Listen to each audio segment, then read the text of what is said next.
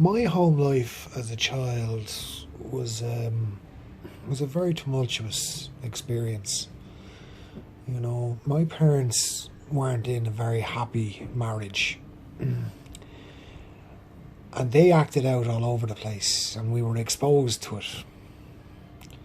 The kids were exposed to it, and one of the methods they used to cope was to move, change house, change scenery as some way of affecting their pain and suffering. So me and my two brothers experienced a lot of uprooting, a lot of moving, disruption to our lives. And you know, there was a lot of drinking in our house. You know, a lot of unresolved issues. So by the time I became a teenager, I acted out, and I, you know, tried to find my own ways of communicating or connecting to myself and my pain. I was in bands, punk bands.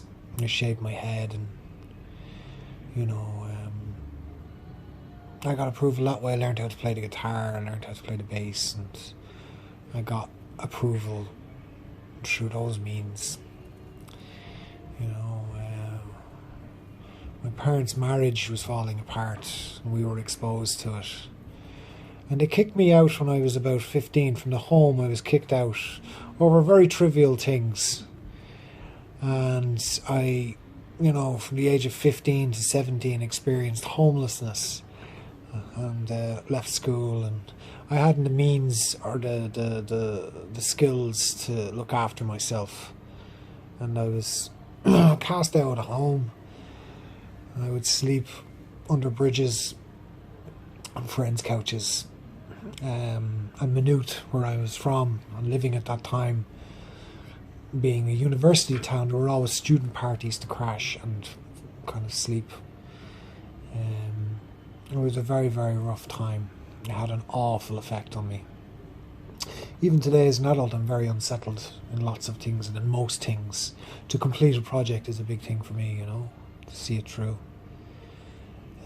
Now, I don't blame my parents. I'm not here to, you know, chastise them or paint them in a bad light. We have a good relationship today, as best as we can.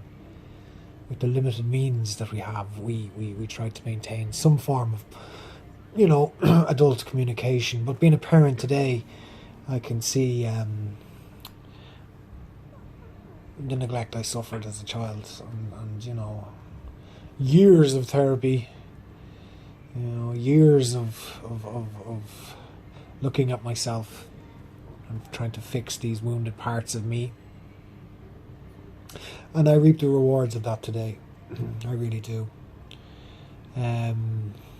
You know, I reached out for help back in the day. You're talking in the mid-90s. Things were very different then.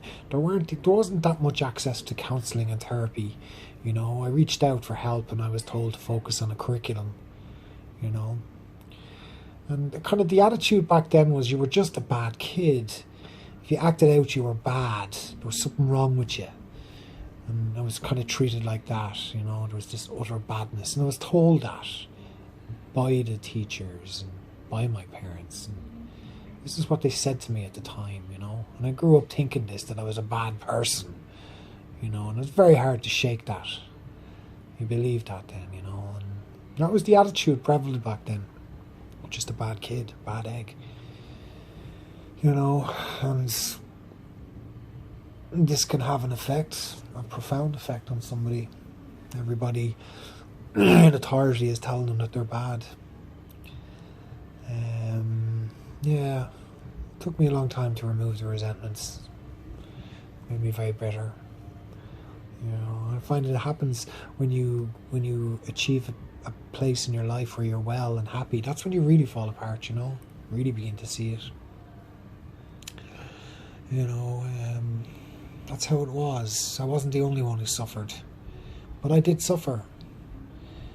And And throughout it, I've tried to maintain my creativity, try and have an outlet, and art has always been good for this with me. I can communicate these things that I otherwise cannot with words or music or sound.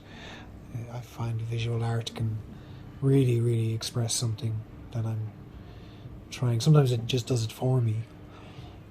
Yeah, but it leaves me open again to vulnerability because from the background I come from, from the neglectful background I come from, you have a sense of being outside something, not part of, not fully part of. It's a funny sensation. I've often discussed it with my brother. It's okay for everybody else except you, and that's kind of what happens when you're a teenager with no home or no parents to answer to. Society kind of treats you like they can say and do and whatever they want to you. I've seen a side to people in those years of homelessness as a teen. I've seen a side. I also seen a very beautiful side to people. The kindness that was shown to me by others was enormous. I'm so grateful for that. This background is something I wouldn't suffer on anybody else. I wouldn't like anybody to experience that. When I see the homeless people today on the streets, I understand. It's not always of your own making that you're homeless, It's not. It's not necessarily a bad life choice that has you homeless.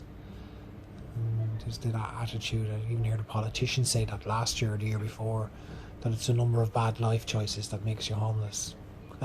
It's laughable.